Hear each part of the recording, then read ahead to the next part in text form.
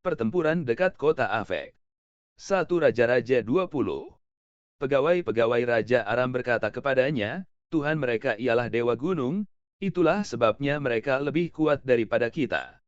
Tetapi apabila kita berperang melawan mereka di tanah rata, pastilah kita lebih kuat daripada mereka.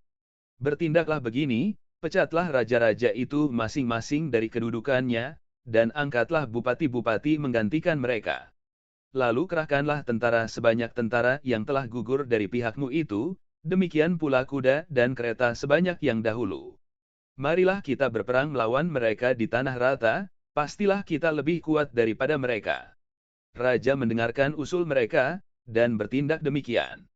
Dalam tahun yang berikutnya Ben-Hadad memeriksa barisan orang Aram, lalu ia maju ke Afek untuk berperang melawan orang Israel. Orang Israel pun memeriksa barisannya, dan setelah dibekali mereka berangkat menghadapi orang Aram. Orang Israel berkemah di hadapan mereka seperti dua kawanan kambing, sedang orang Aram telah datang membanjiri negeri itu. Maka tampillah abdi Tuhan dan berkata kepada Raja Israel, beginilah firman YHWH, oleh karena orang Aram itu telah berkata, YHWH ialah dewa gunung dan bukan dewa dataran, maka aku akan menyerahkan seluruh tentara yang besar itu ke dalam tanganmu, supaya kamu tahu, bahwa akulah YHWH. 7 hari lamanya mereka berkemah berhadap-hadapan. Tetapi pada hari yang ketujuh mulailah pertempuran, dan pada suatu hari orang Israel menewaskan 100.000 orang berjalan kaki dari orang Aram itu. Orang-orang yang masih tinggal melarikan diri ke Afek, ke dalam kota, tetapi temboknya roboh menimpa ke-27.000 orang yang masih tinggal itu.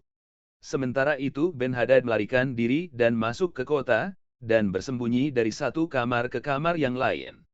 Lalu berkatalah pegawai-pegawainya kepadanya, ketahuilah, kami telah mendengar, bahwa raja-raja kaum Israel itu adalah raja-raja pemurah. Marilah kita menaruh kain kabung pada pinggang kita dan tali pada kepala kita, dan dengan demikian keluar menghadap Raja Israel, barangkali ia akan menyelamatkan nyawamu. Lalu mereka melilitkan kain kabung pada pinggang mereka dan tali pada kepala mereka, kemudian mereka pergi menghadap Raja Israel sambil berkata, hambamu Ben-Hadad berkata, kiranya tuanku membiarkan aku hidup.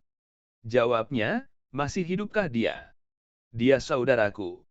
Orang-orang itu menganggap hal itu sebagai tanda yang baik, maka segeralah mereka berpegang pada perkataannya itu, lalu berkata, memang saudaramu Ben-Hadad.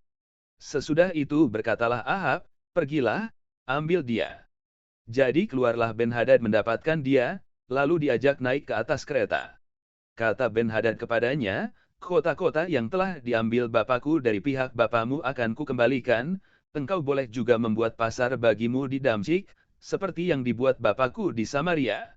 Dan aku sendiri, kata Ahab, akan membiarkan engkau pergi dengan perjanjian.